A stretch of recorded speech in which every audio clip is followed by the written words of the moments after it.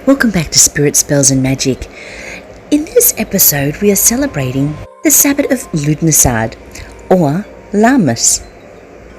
This is the Sabbath that is generally or traditionally said about bringing in autumn. It's the winding down of summer. Although in Sydney, we know from past episodes, and if you live here, that the weather in Sydney over the past, the last couple of years really, has been plagued by a lot of rain. So we haven't really had the proper seasons that we would have seen due to something called El Nino, or what other countries call like a typhoon season or something like that. We're pretty much where we get a lot of rain and excessive rain. It's not something that matches the season at all. And as a result, nothing really has taken off in our garden. As you've seen, if you've watched a couple of our episodes, we started planting back in August, in our later part of winter, to try and get a head start on growing. But winter kind of lasted right into maybe November, and summer's not really kicked off. Spring kind of came in for the most part of summer. And it hasn't really been till the last couple of weeks where we've been seeing over 30 degrees Celsius weather. Where I live in Sydney, the temperature hasn't risen beyond 36 degrees Celsius. And it hasn't really been classed as a hot summer, like some of them that we've seen where the temperature goes over 45. And not much higher than 45, but it still reaches it, even just a few days during summer. But this year, nothing past 36, so it's been nice weather, not scorching weather, but still not enough, unfortunately, for any kind of harvest at the moment, other than a couple of little peas and beans. So we've really struggled to see any harvest. And what they usually say now is that for Lughnasadh or Lammas, you start to see the harvest from what you planted or seeded in that early spring, in the Imulk time. So anything that you put intention to in Imulk, you would start to see now in Lughnasadh or Lammas. So it's a good time to check in and see if some of the things, it's the spells, or some of the things like my money jar, for instance. I don't think I did that till star, I'm not sure. But things like that. And I've seen a little improvement, don't get me wrong, there's been some, but for the most part, we're still on giving it a good shot to see what we can get to manifest. But at this stage, my garden hasn't. But, it is coming along, and we might still have a couple more warm days yet, even though summer only has one more month. Autumn's coming, but I don't think it'll be very cold in the beginning of autumn. I think it's going to take a little while to get into the season, as it has been for spring and summer. I thought for this Sabbath that we'd maybe refer to the witchy diary that I purchased for this year. I thought, why not try and see if we've got a spell in here for Lughnasadh and a recipe that we could use to try and bring in maybe a little bit more luck. Maybe sometimes you need to call on other witches for help. Maybe you don't have a coven as such, or you don't know anyone in your immediate friends and family that's a witch. There's plenty of online resources, and as I have a book that you can always look into, and if something that you're trying to create isn't really working, try other methods, but never give up, because you're only beginning, most of us anyway, and even those who've been doing it for some time, we get busy and our minds aren't really sometimes in the game completely. So it may take a couple of tries to get what it is that you want to manifest. Now back to Lammas and Lughnasadh. The idea here is that it is the first harvest, and we would have the next Sabbath being Mabon, and the one after being Samhain would be the second and third harvests. This is the time that traditionally in the old days, that they would be harvesting their corn and wheat, basically taking all the things that had grown over the summer months and utilising it in their cooking and storing it, finding ways to save it, especially as winter is close approaching. Maybe not here in Sydney, but it's coming. And that is the time that they needed to store these things that they're harvesting pretty much over the next 2 Sabbats. And enough to eat now, but also enough to save through the colder months when nothing will grow. I noticed in the book there is a Lughnasadh invocation. I'll just read that quickly for you. Today the wheel of the year doth stop, at Lughnasadh time to reap the crops that was sown earlier this year. Celebrate the harvest cheer. Of wheat, of cereal, of the grain, store it safely before the wane. John Barleycorn is now cut down from his prime, but look around. For Lu the sun god shines from high, over the fields from the sky. From Mother Earth we are blessed. Toil now over, soon can rest. But from the sow what did you reap? Is it good, or do you weep? From hard work what have you earned? Of the lesson what is learned? May the magical of this day bless you now in every way. What a lovely invocation. And it mentions Lugh, who is the sun god. Lugh is one of the sun gods who is looked at this time, and offerings put out. Usually it'd be something to do with the harvest, something that you had in the plenty. You would offer up to Lugh as a thanks for the great harvest that you received. Lugh is usually associated with a young man with long blonde or red hair and very strong. He's often seen amongst a sun and with a harvest behind him. Some images also include an older man made out of harvest, like corn and straw and things like that. And he's generally a fertility god, fire god, and is celebrated primarily at Lughnasadh, which is his namesake. Much like Lugh, we also have the Holly King and the Oak King wrestling once again for power. Now the Oak King has had his summer enjoyment, if you could say that here in Sydney, and the Holly King will be taking back over shortly around Marbon, being the autumn equinox here in the southern hemisphere. And Holly will take over once more, bringing forth the darker months or the winter seasons. And of course, only until the Oak King returns back on the spring equinox. Usually what you'd do is you'd take a look at 6 months ago. It'd be good to have a diary such as these moon diary and witch diary to write down the intentions that you had when you do a spell, if you're not already putting it in your Book of Shadows or grimoire, but to see what happened 6 months ago. What were your intentions? What were you after? What were you trying to manifest? And see if that actually came about. If what you are after hasn't manifested, as said previously, you keep trying, and it might be that you just weren't as focused when you were doing the spell, but definitely never give up. Lughnasadh and Lammas is usually celebrated on the 1st of August in the Northern Hemisphere and on the 1st of February in the Southern Hemisphere. It is also a time where they make corn dollies with the plentiful corn harvest that they had. My corn unfortunately hasn't done very well, and it's not really in the suitable state to make a corn dolly out of. Now, the diary has a kitchen witchery recipe, and it is making patchouli cream using oil, almond oil and coconut oil, using patchouli oil, and mixing them together and putting them in the fridge. Now, adding 25 to 30 drops, but I don't know if I really want to do that particularly. I'm going to make braided bread. So we've got all the ingredients, and we're going to make braided bread, which is something that's more traditional at Lammas time. Lammas meaning bread, roughly translated to that. So we're going to tackle that, I think. And there's a prosperity spell in the book that I wouldn't mind trying out, considering that my money jar spell in Ostara hasn't really come about or manifested as greatly as I'd hoped. So perhaps another type of spell would be beneficial to see some results. Hopefully we get time to do that in this episode, but if not, we'll definitely pop it in a following up episode. We wanted to get straight into this braided bread cooking.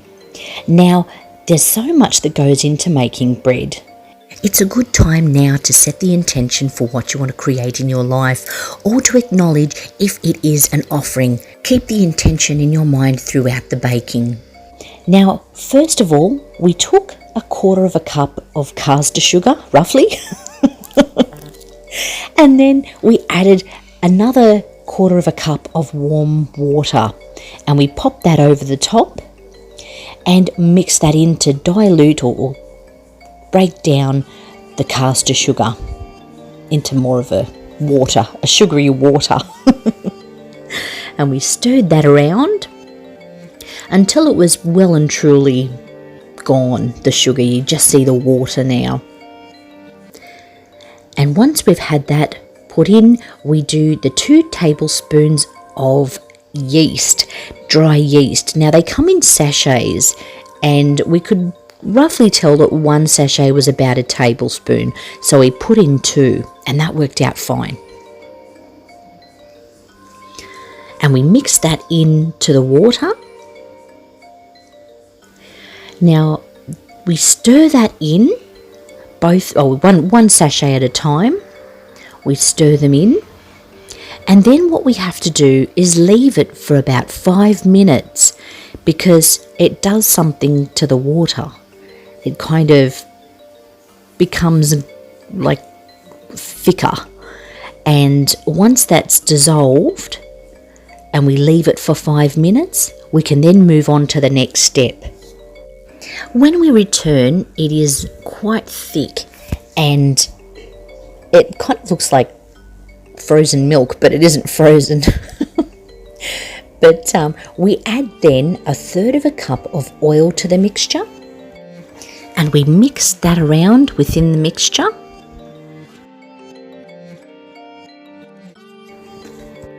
We then crack an egg into the mixture. The whole egg, not taking out yolk or anything like that. The whole egg goes in, and mix that around. But we only put 1 of the eggs at this stage. The second egg is for later. And you mix that one in as well. We then add 2 teaspoons of salt, or 1.5. We ended up adding about 2 in the end. Our measurements aren't always accurate, but it seems to turn out either way. So we did about 2 teaspoons roughly of salt in this one. And we mix all that around as well, making sure that it's all combined. Now we add the flour. It does state on our recipe about 3.5 cups, but I thought that may have been a bit excessive. We ended up putting 2 cups in, or we started off with 1 cup, and we stirred the 1 cup around until that kind of was combined, and then we added another cup and stirred that around until that was combined, and then we were adding it as it seemed sticky.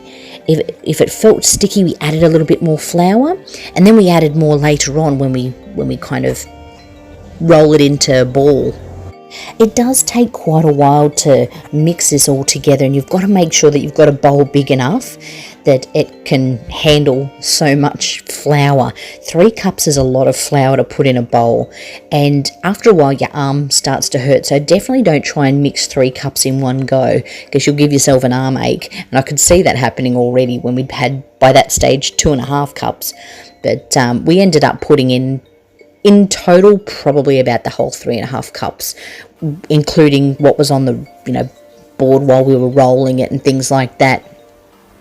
But it is quite fun to do. My daughter wasn't really enthusiastic about making bread in particular. I think she'd rather make something big and chocolatey, or cupcakey, or bickies or something like that. But I think it's a good skill to have too, to know how to make bread, basically. I mean, this one's a sweet version of it because we put the caster sugar in it, but I believe without the caster sugar and to sweeten it, it would just be like normal bread. And there's many other recipes online that you can find that obviously back in the old days they may not have had sweetened bread or made it sweet, they would most likely put herbs in it. And I've seen quite a lot of herbs used in the old breads that they've got recipes for, jasmine and rosemary and garlic even, any kind of herbs they probably had at the time left over and things like that, and depending on what Sabbath they were making the bread for. But for this part, I mean, they've got the harvest at this point for Lammas and Lughnasadh, so they've got quite a bit going on at this time to put in anything really that they had, pumpkins and whatever else that they had growing at the time, and what they were harvesting. So you could really do anything with bread. Or make scones and things like that. Really, there's sky's the limit with what you can make with this kind of a recipe. But definitely make sure that you've mixed it all pretty well into a dough, and once you've mixed it into a dough, you want to pop it onto a breadboard, and then kind of, it says to shape it into a smooth ball. Now, we were kneading this first. We were kneading it for a good minute, 5 minutes, trying to work out the air and things like that, punching at it and pushing it around. But what it says is to put it into a smooth ball, and we were rolling it into a ball. Maybe we had too much flour at that stage, but it was so lumpy, so we couldn't really get it into a smooth ball. But, I mean, the ingredients were well combined by that stage, aside from the flour that was kind of loosely all over it. But it seemed to work out fine. By the end of it, we had something that resembled a lump, maybe not so much a ball, but it didn't matter. It all still worked out in the end. So however you can get this thing in whatever type of shape, rounded as you can, and then throw it into another bowl. It'll proof and it'll rise. We use self-raising flour, so we weren't really sure. The recipe did state just flour. It didn't really say plain or self-raising, so we weren't self-raising anyway. You could probably use either, but it seemed to work fine with self-raising. And it expands when you leave it for a little while. If you're a beginner baker like myself, not really doing a lot of baking, I still class myself as a beginner because I can burn anything as good as anyone else. Pop it into another bowl and then spray it with some oil. Then you place some cling wrap over the top and leave it for about 20 minutes, and it will rise in that time.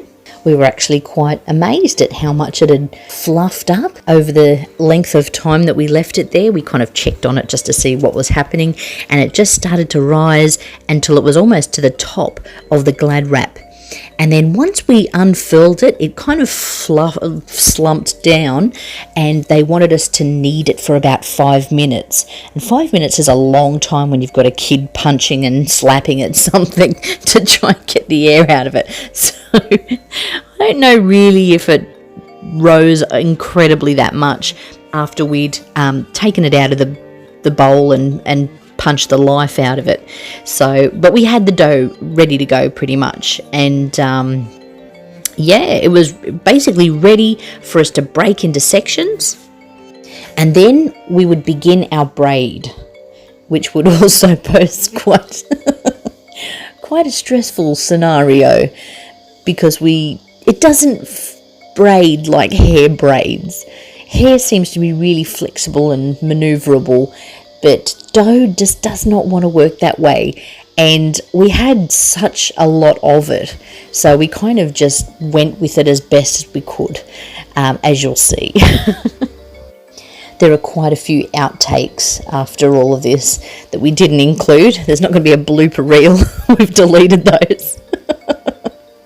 So sometimes it doesn't work out quite the way you want it to. But in the end, I had to take over and try my best as well, because it's quite an odd thing to try and do at the best of times, trying to braid dough. So in the end, we probably would have gone thinner had we had more room.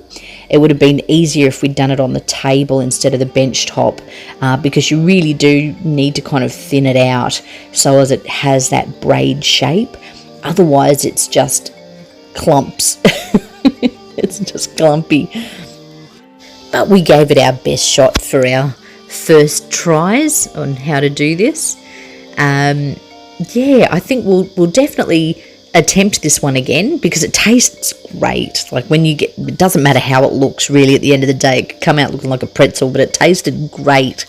And after we finally mastered the actual braiding, which did take, let me tell you, it was probably about 20 minutes or so to try and get this braid right. And it's still, we kind of looked at it and was like, oh, it doesn't really look the best. But we gave it our best, and you know what? It still kind of came out great anyway, we think. But a couple more practices at doing it, I'm sure we'd be able to nail it. Once we got the bread into its desired state, we put it onto a tray with baking paper.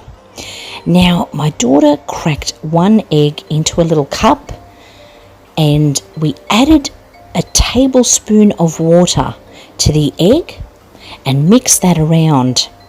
And now this becomes like the varnish on top of the food.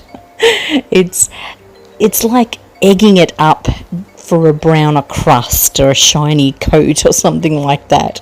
So we mixed the egg up with the water, and then we have a little basting brush that we used to kind of coat the outside of the bread with the egg and water mixture. And that was meant to give it a good coating to make it a golden crust, or as it turns out, a brown crust. But maybe we put too much on, or possibly we had it turned up higher than it needed, the temperature. But the recipe states to egg it up, pop it in the oven, preheat it first to about 180 degrees Celsius, and then bake it for 30 to 35 minutes at that heat, and probably 160 for fan forced. So we have a fan forced and we had it on 180. It didn't state that in the recipe, but you know, I think it's a rule of thumb that it's about 20 degrees less. But anyway, we ended up also sprinkling a little bit of caster sugar over the egg mix that we coated our bread in, and this gives it just like a little sweetness on top. We overdid it a little bit with the sugar, but that's okay. And we popped it in the oven for that 30 to 35 minutes on at 180 degrees. But for fan forced, I'd definitely recommend maybe 160, because as you can see, he came out crispy, very crispy, but still beautiful. We ended up giving it a good old taste test, and everybody loved it, even my daughter. And I think that may be because of the extra sugar that we placed upon the top of the egg mix. It was like a sugary crust for all kids. That's awesome. But it was a lovely try at making braided bread. Probably next time what we would do is maybe thin out the strands a little bit, so as that they could be braided a little easier, and maybe not put so much egg over the top, or maybe not put it in as long, perhaps check on it after the 30 minutes rather than letting it go for the full 35. But it did work fine. It tasted just like the sweet bread that you buy at the Vietnamese bakery. The sweet rolls tasted pretty good, and for us little beginners, I think we did quite well. Everyone gave it a good thumbs up. And lastly, don't forget to cleanse and change over your altar for the new Sabbath. Due to my daughter starting high school this week, we've had to cut this one a little shorter than I would have liked, but we will have another video up very shortly with other little crafty and cooking ideas before we get to Marbon, which will be at the end of March and well and truly into autumn then. We hope you enjoyed the episode. Don't forget to like, subscribe and share, and have a great day. Namaste.